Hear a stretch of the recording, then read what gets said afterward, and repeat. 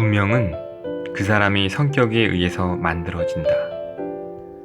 그리고 성격은 그 사람의 일상생활의 습관에서 만들어진다.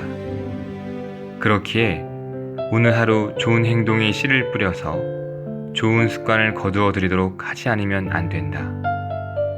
좋은 습관으로 성격을 다스린다면 그때부터 운명은 새로운 문을 열 것이다. 생각이 바뀌면 행동이 바뀌고, 행동이 바뀌면 습관이 바뀌고, 습관이 바뀌면 성격이 바뀌고, 성격이 바뀌면 운명이 바뀐다. 우리가 반복해서 하는 행동이 바로 우리이다. 그러므로 탁월함이란 행동이 아니라 습관이다.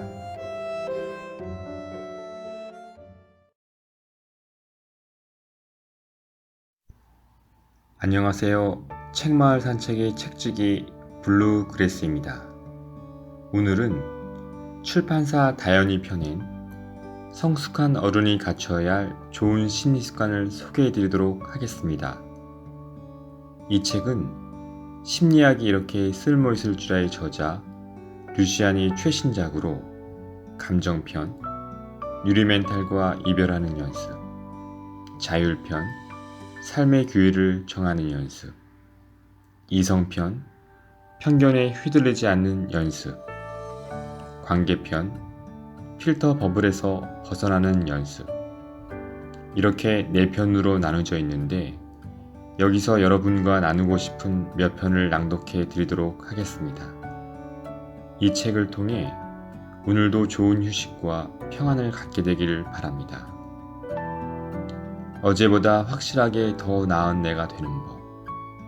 성숙한 어른이 갖추어야 할 33가지 심리습관. 더 나은 내가 되려면 먼저 나 자신을 아낄 줄 알아야 한다. 때로는 부모의 마인드로 초조한 내면의 목소리를 보듬어 주자. 스트레스 받을 때는 습관적 도피를 통해 회피하려 하지 말고 잠시 멈추어 그 감정을 마주하자.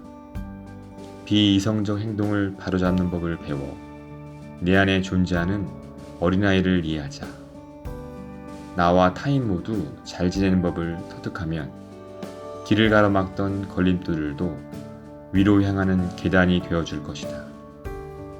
지금부터 이 책 속 33가지 심리습관으로 마음을 가다듬자. 내가 원하면 할 수 있어. 당신은 더 나은 당신이 될 수 있다. 프롤로그. 그 많던 시간이 다 어디로 갔는지 몰라. 이는 지난 몇 년간 사람들에게서 가장 많이 들은 푸념이다. 나이를 먹으면서 위아래로 살펴야 할 사람 또한 늘어가는데 갈수록 자유시간이 줄어들다 보니 상대적으로 시간이 없다고 생각하는 모양이다. 그 마음 나도 충분히 이해한다. 그러나 어쩌면 단순히 나이를 먹어가기 때문이 아니라 이 시대 때문인지도 모른다. 우리가 살고 있는 이 시대는 어떠한가? 스마트폰이 생기면서 정보가 급증했고 그만큼 우리의 선택지도 늘어났다. 도시락을 먹으며 뉴스를 볼 수 있게 되었고 출퇴근 시간에 모바일 게임을 즐길 수 있게 되었고 잠들기 전 드라마를 몰아서 볼 수 있게 되었다. 어떻게 보면 시간이 없는 게 아니라 우리가 시간을 너무 빡빡하게 사용하고 있다는 얘기다. 오늘날의 이러한 환경은 사회 초년생들을 더욱 피곤하게 만든다. 예컨대 한 친구의 조카는 2년 전 학교를 졸업하고 가오슝을 떠나 베이징에서 직장 생활을 시작했다. 박봉의 근무 시간은 긴 터라 그는 퇴근하면 주로 집에 틀어박혀 여자친구와 영상통화를 하거나 온라인 게임을 하는 생활을 반복하고 있다 했다. 친구는 그런 조카가 참 한심해 보이는데 한편으로는 이해되기도 한다며 이렇게 말했다. 보고 있으면 마득지 않은데 일하느라 진을 뺐잖아. 게다가 그렇게 지내는 것이 무슨 잘못도 아니고. 나는 나이에 상관없이 모든 사람의 마음속에는 꿈에 대한 계획과 막연한 기대, 더 나은 내가 되고 싶다는 바람이 존재한다고 믿는다. 생각해보라. 새해가 다가올 때마다, 생일 때마다, 혹은 서점에 갈 때마다 이런 마음의 목소리가 커지지 않던가? 자기계발서를 책장에 꽂아놓고 그저 책 제목을 바라보는 것만으로도 자신에겐 희망이 있다고 생각한 사람이 적지 않을 것이다. 문제는 실천에 옮기고 습관을 바꿔야겠다고 다짐할 때마다 그 일이 너무 거창하게 다가온다는 점이다. 온전한 시간이 필요한 일인데 당장 여력이 없으니 일정만 확인하다가 결국 휴, 나중에 하자 하면서 차일피일 지금까지 미뤄오지 않았던가? 나도 그랬던 때가 있다. 중요하지만 사소한 일들을 처리하느라 바빠 나의 성장을 소홀히 했다. 그것도 꽤 오랫동안. 그 결과 나의 삶은 무미건조해졌고 그 속에서 나는 변화하지 못한 채 자기 합리화만 늘어오는 사람이 되어 있었다. 변명이 습관이 되자 곁에 있는 사람들과 빈번히 부딪혔다. 그랬던 내가 스스로 답을 찾기 시작한 건 약 5년 전이었다. 그때부터 한때 대학원까지 밟으며 공부한 심리학을 다시 처음부터 들여다보기 시작한 것이다. 그 덕분에 나는 많은 생각을 달리하게 되었고 이를 사람들과 나누면서 운 좋게도 많은 독자의 사랑 또한 받을 수 있었다. 그래서 지금 나는 우리 모두에게 더 나은 내가 될 힘이 잠재되어 있다고 굳게 믿는다. 요컨대 이 힘을 발휘하기 위해 가장 중요한 것은 시간이 아니라 내가 원하면 뭐든 할 수 있어라는 믿음이다. 물론 이러한 믿음은 일상 속의 작은 성공을 통해 차곡차곡 쌓아 올린 자신감에서 비롯되어야 하며 이를 위해서는 5단계를 거쳐야 한다. 스텝 1. 행동에 숨겨진 심리적 동기 이해하기. 스텝 2. 변화의 의도 설정하기. 스텝 3. 행동 교정하기. 스텝 4. 효과 점검하기. 스텝 5. 성공할 때까지 시도하기. 그렇다. 이 책은 우리 모두가 일상 속의 작은 성공을 통해 자신감을 키우고 나아가 내가 원하면 뭐든 할 수 있어라는 믿음을 갖기를 바라는 마음에서 시작되었다. 물론 책을 읽다 보면 정서적 협박이라든지 유리 멘탈, 가면 증후군 등의 익숙한 용어들도 있을 테고 소고 격발, 감정 환기의 잘못된 귀인 등의 생소한 용어들도 있을 것이다. 여하튼 이것들은 일상생활 중 불쑥불쑥 튀어나오는 비이성적 행동의 숨겨진 비밀을 이해하는데 분명 도움이 될 것이다. 아침 시간이나 출퇴근 시간 혹은 취침 전에 읽어도 좋다. 지하철을 타고 2-3정거장을 지나는 시간이면 한 장을 읽을 수 있도록 구성했으니 자투리 시간을 활용해 생활 속 다양한 문제에 대한 심리학적 해석을 접해보길 바란다. 티끌모아 태산이 되고 낙숫물이 대도를 뚫는 법이다.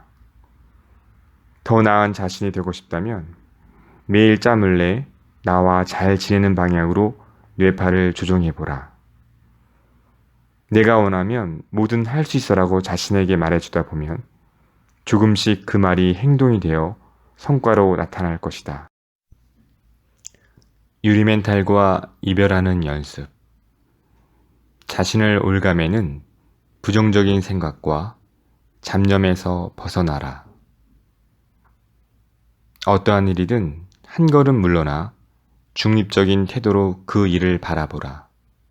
그러면 자신의 마음을 들여다보고 생각을 정리할 여지가 생기고 그만큼 충동적인 행동을 피할 수 있으며 그렇게 조금씩 심리적 유연성을 길러 나아갈 수 있다. 몇 주 전 친구 하나가 찾아와 요즘 아이의 일로 걱정이 이만저만이 아니라며 넋두리를 늘어놓았다. 친구는 아이의 글 읽는 속도가 아무래도 느린 듯 싶어 난독증을 의심하며 아이를 매일 관찰했다고 했다. 지켜본 바 아이는 책을 볼 때 좀처럼 집중하지 못하고 학습 능률도 떨어졌단다. 문장 몇 줄을 읽는데도 한참이 걸리는 아이를 보며 친구는 5만 가지 생각이 들었다고 했다. 내가 제대로 된 본보기가 되어주지 못하고 아이의 학습 능력을 기르는데 해가 되는 행동을 했던 건 아닐까? 좋은 습관을 길러줬어야 했는데 그러지 못했나?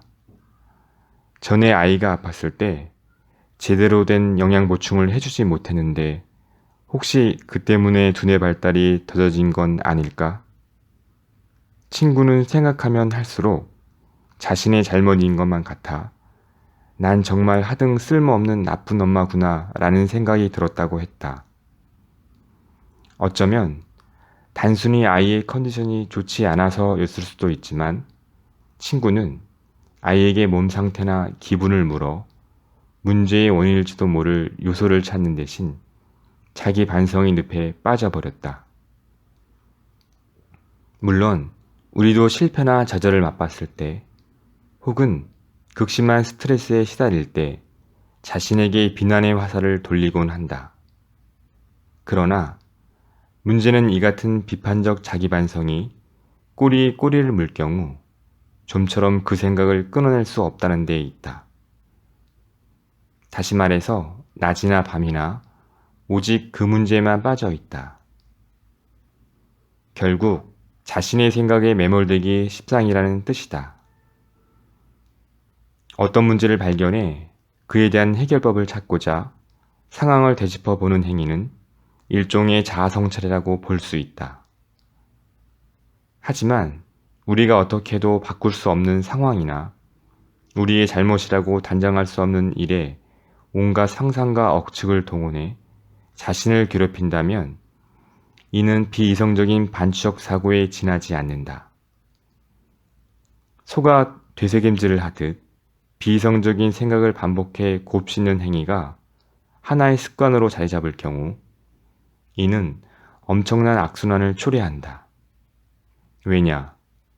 자아 성찰의 탈을 쓴 비이성적인 반추적 사고는 우울함이나 후회 같은 부정적인 감정과 자기 비하를 수반하기 때문이다.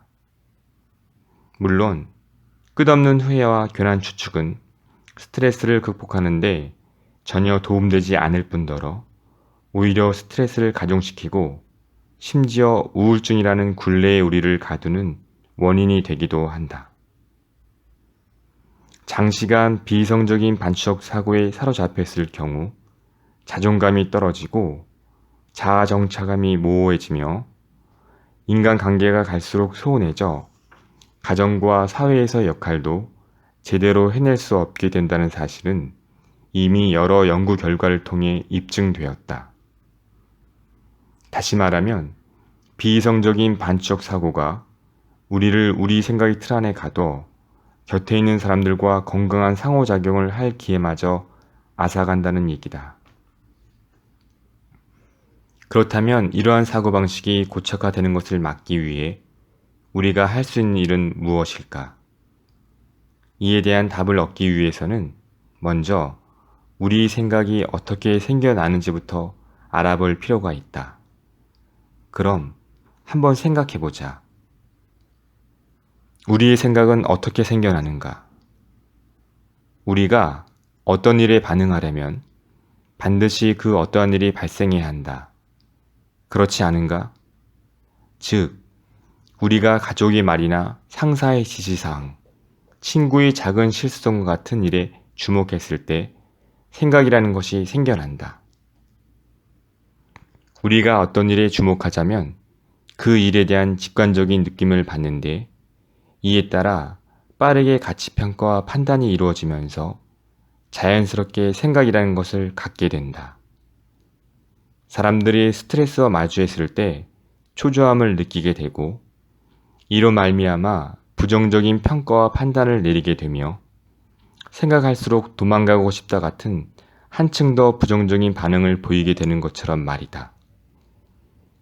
그런 의미에서 비이성적인 반추적 사고를 멈추는 첫 번째 방법으로 생각이 싹 트는 첫 단계부터 손을 쓰는 일명 사고 정지 기술을 꼽을 수 있다.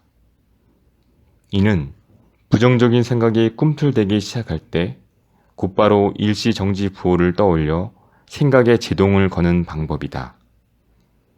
예컨대 도로에서 흔히 볼 수 있는 빨간색의 정지 표지판처럼 시각적으로 빠르게 자신의 주위를 환기한 무언가를 떠올리는 것이다. 그런 다음에는 자신에게 힘이 되어줬던 말이나 남이 나를 격려해 주었던 기억처럼 즐겁고 긍정적인 생각을 함으로써 사고의 방향을 전환해야 한다. 이때 정신을 분산시킬 물건을 이용해도 좋은데 이를테면 손목에 머리끈이나 고무줄을 차고 다니다 부정적인 생각이 들 때마다 이를 튕겨 잠시 생각을 끊어내는 것도 한 방법이다.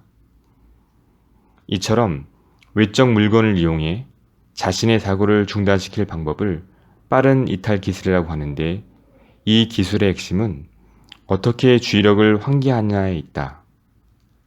한마디로 빠른 이탈이란 주의력이 모이는 순간 자신의 주의력을 다른 방향으로 돌려 생각의 가지가 뻗어나가지 못하도록 차단하는 기술이다.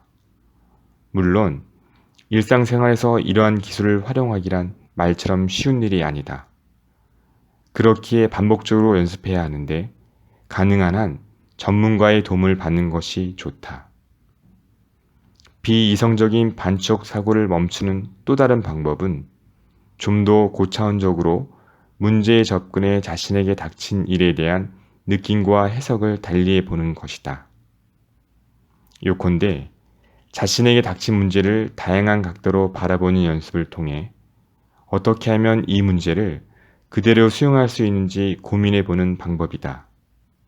여기서 수용이란 부정적인 감정이든 긍정적인 감정이든 숨기거나 피하지 않고 자신의 현재 상황과 직접적으로 마주하는 것을 뜻한다. 물론 숨기거나 피하지 않는다는 말은 더 이상 자신을 위한 핑계를 찾기 위해 과거의 경험으로 현재를 판단하지 않는다는 의미다. 우리가 흔히 얘기하는 마음 챙김, 즉 내적 경험으로 현재를 판단하지 않는 비판단의 방식으로 지금의 순간에 주의를 기울여 이를 있는 그대로 자각하고 받아들이는 연습 또한 수용의 한 개념이다. 가장 간단한 마음 챙김 연습은 눈을 감고 자신의 호흡을 느끼는 것에서부터 시작된다. 몇 번 심호흡을 한 후 자신의 강가에 서 있고 그 강에는 머릿속을 떠다니는 생각들만큼 많은 나뭇잎이 떠 있다고 상상해보자. 조용히 강을 바라보며 자신의 머릿속을 들쑤시고 다니는 잡념들을 끄집어내 강으로 던지면 잡념들이 나뭇잎을 따라 흘러가 시야에서 사라진다고 상상해 보는 것이다. 연구 결과에 따르면 꾸준한 마음챙김 연습은 자극에 대한 생리적 또는 심리적 반응도를 낮추는 데 도움된다. 마음챙김 연습의 또 다른 이점은 자신에게 닥친 상황이나 감정의 판단의 잣대를 들이대지 않고 그저 마주함으로써 냉정하게 관찰한 태도를 기를 수 있다는 것이다. 이런 연습을 하다 보면 부정적인 생각과 스트레스는 사실 우리 삶의 일부분일 뿐임을 알 수 있다. 우리 주변엔 언제나 세균이 존재하지만 우리에겐 쉽게 감염되지 않는 면역력이 있는 것처럼 말이다. 물론 중립적인 태도로 사건을 바라보면 마음을 가다듬을 여지가 생겨 충동적 행동을 막을 수 있고 심리적 유연성 또한 높일 수 있다. 수용이란 먼저 사람들과 사물들을 제자리로 돌려놓고 분리에 따른 평가가 아닌 좀 더 객관적인 방식으로 그들을 우리 삶 속에 들임으로써 마음가짐을 재설정하는 과정이라고 할 수 있다. 피하지 않고 수용하면 오히려 쉽게 이를 감정을 처리할 수 있다. 어쩌면 처음부터 수용을 하기란 쉽지 않은 일일지도 모른다. 그런 까닭에 대부분의 사람이 일명 사고 정지 기술, 그러니까 앞서 언급했던 빠른 이탈 기술을 선택해 여러 주력의 통로 중 일부를 닫고 자신에게 무해하거나 긍정적인 무언가에 집중하려 하는 것일지도 모르겠다. 힘든 일이 있을 때 무리하게 운동하는 사람들처럼 말이다. 그러나 일시적으로 부정적인 생각에서 벗어났다 하더라도 결국 현실을 마주해야 한다. 현실을 마주해야만 부정적인 생각들에 대한 민감도를 낮춰갈 수 있기 때문이다. 그러니 당장 내 눈앞의 현실을 받아들이기 어렵더라도 매일 이러한 개념들을 상기시키며 조금씩 수용하는 연습을 해보자. 그저 이 개념들을 다시 한번 떠올리고 자신을 다 잡는 것만으로도 꽤 효과적인 연습이 될 테니까 말이다. 부디 우리가 지금 함께 나눈 이 주제가 우리 자신을 좀 더 잘 이해하고 비이성적인 감정들을 처리하는 데 도움되기를. 그래서 어느 정도 시간이 지난 후 연습 효과를 점검해 볼 쯤에는 부정적인 생각과 잡념의 굴레에서 벗어나 제법 많은 감정적 난관을 이겨낸 자신을 발견하길 바란다. 매일 3분 습관. 간단한 마음 챙김 연습법. 스텝 1. 눈을 감고 자신을 관찰한다. 스텝 2. 심호흡 후 자신이 강가에 서 있고 그 강에는 자신의 머릿속을 떠다니는 생각들만큼 많은 나뭇잎이 떠 있다고 상상해 본다. 스텝 3. 나뭇잎을 따라 자신의 잡념들을 강물에 흘려보낸다고 생각하며 자신의 머릿속을 들쑤시고 다니는 잡념들을 끄집어내 강으로 던지는 상상을 해본다. 남들이 너무하다 탓하지 말고 내가 유리멘탈임을 인정하라. 다른 사람의 피드백을 선의의 가르침으로 여기고 발전의 기회로 삼는다면 진짜 확고한 자신감을 기를 수 있다. 남들이 자신을 인정해주지 않으면 불같이 화를 내며 그 어떤 비판도 받아들이지 못하는 사람. 조금만 조언을 건네도 안색이 바뀌어 종일 우울한 기운을 발산하는 사람. 자신의 신경을 거스리는 SNS 댓글에 끝까지 물고 늘어지는 사람. 우리는 이렇게 툭하면 평정심을 잃고 깨지기 쉬운 유리처럼 쉽게 상처나 충격을 받는 사람들을 속칭 유리멘탈의 소유자라고 부른다. 사실 사람은 누구나 마음이 약해질 때가 있다. 여인에게 차였을 때, 시험을 망쳤을 때, 거절을 당했을 때, 이럴 때는 신경이 예민해져 무슨 말을 들어도 자신을 탓하는 것만 같고 무슨 일을 해도 꼬이는 듯하며 위로조차 곱게 들리지 않는다. 그런데 늘 이런 상태인 사람들도 있다. 물론 유리멘탈을 가졌다고 해서 이들에게 도덕적인 결함이 있는 것은 아니다. 그저 세상을 바라보는 방식이 다른 사람들과는 다를 뿐이다. 이들은 보통 사람들보다 타인의 시선이나 의견에 민감하다.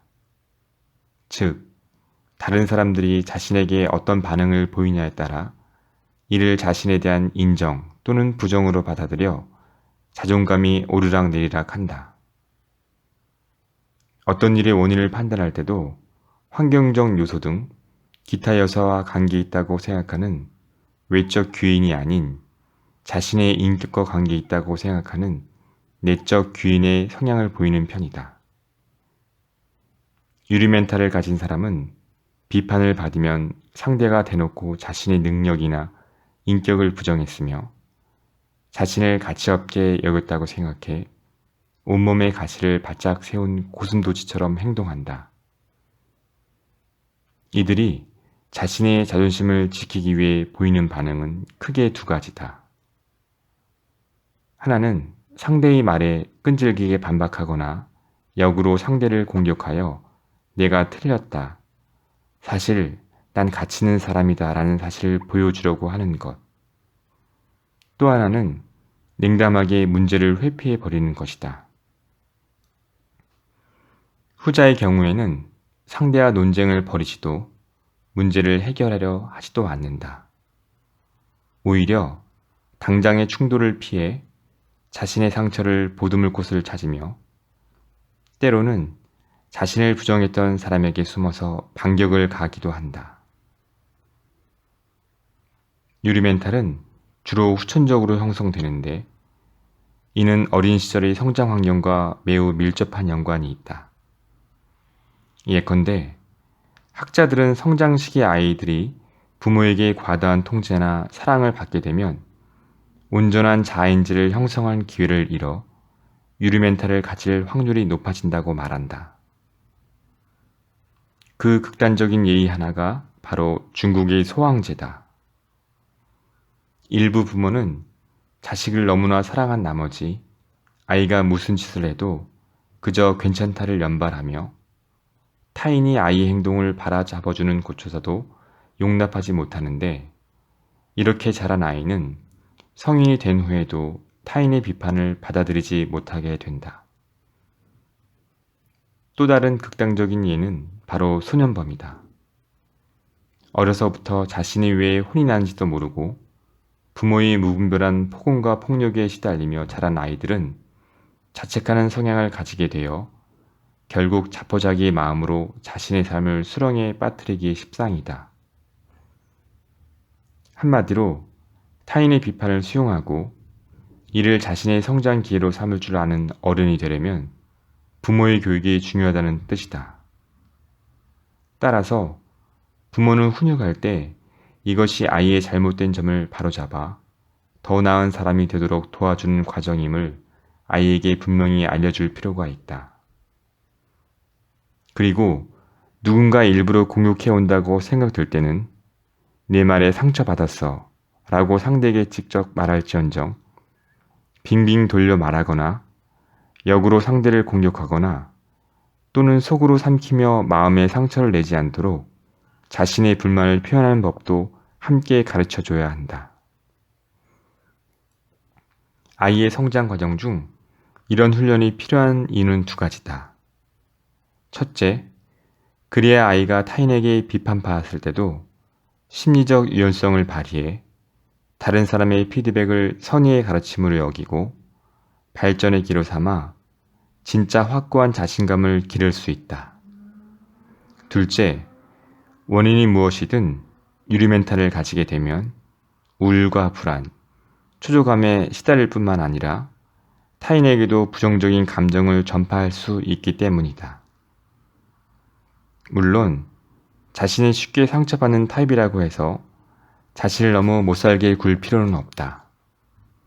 멘탈은 강화할 수 있으니까 말이다. 멘탈을 강화하려면 먼저 자각 능력을 키워야 한다. 그러니 다음에 누군가가 나를 공격하는 것 같아 불편한 순간이 오거든 먼저 이 불편함을 한껏 느껴보라. 안 그래도 불편한데 그 불편함을 한껏 느껴보라니 이게 무슨 소리인가 싶을지도 모르겠다. 맞다. 그 느낌은 참으로 견디기 어려울 것이다. 하지만 내가 왜 이렇게 화를 내는지, 그럴 만한 일인지, 아니면 그저 관성적인 감정 반응인지를 조금만 생각해 본다면 그 불편한 느낌과 상대방의 말이 정비례하지는 않는다는 사실을 알게 될 것이다.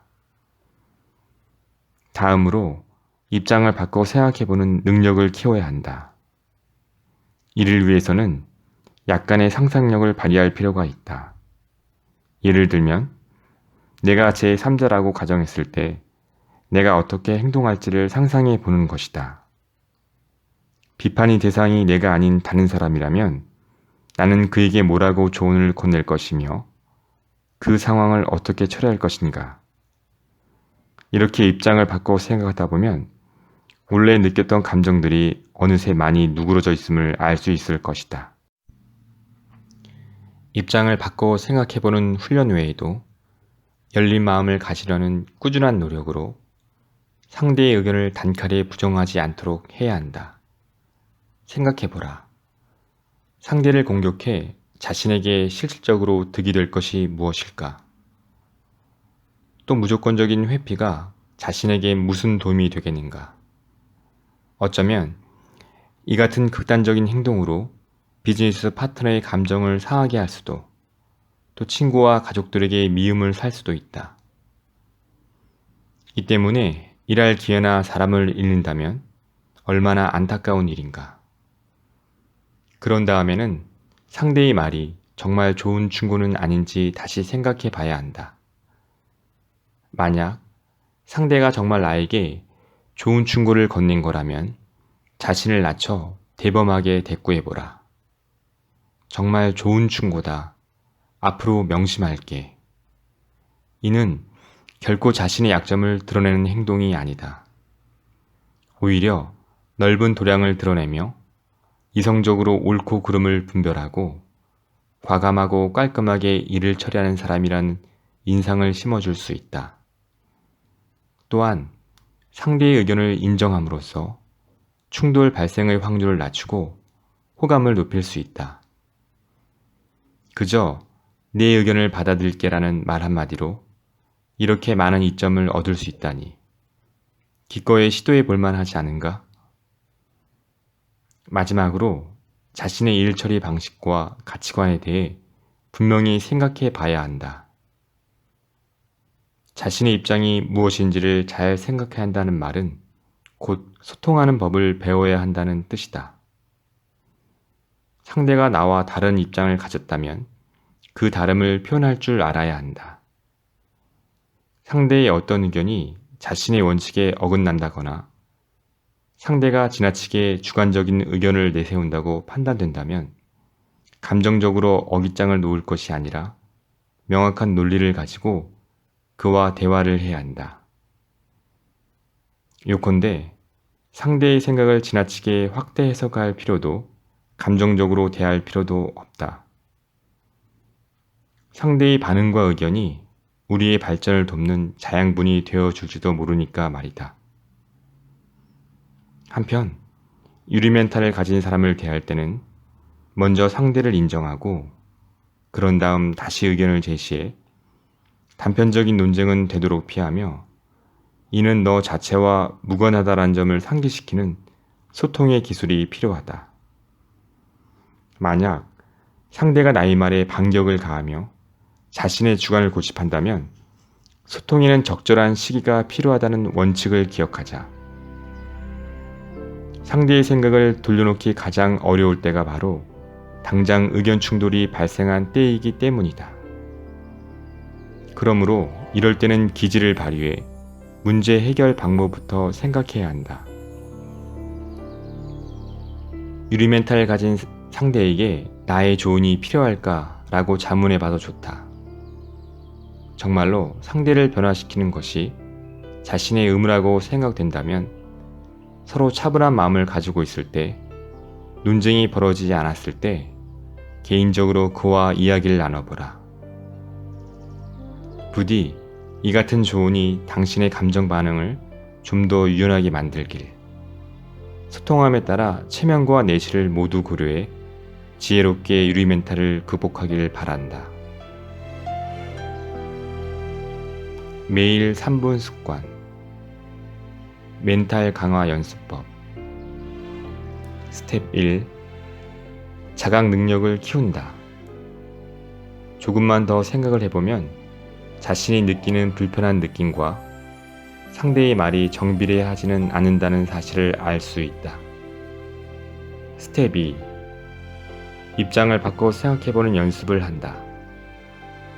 내가 제3자라면 어땠을까라고 가정해봐도 좋다. 스텝 3. 누군가가 나를 비판할 때는 되도록 열린 마음으로 상대의 의견을 단칼에 부정하지 않도록 한다. 스텝 4. 자신의 일처리 방식과 가치관에 대해 분명히 생각해 본다. 상대의 생각을 지나치게 확대 해석하지도 감정적으로 대하지도 말고 소통하는 법을 배운다.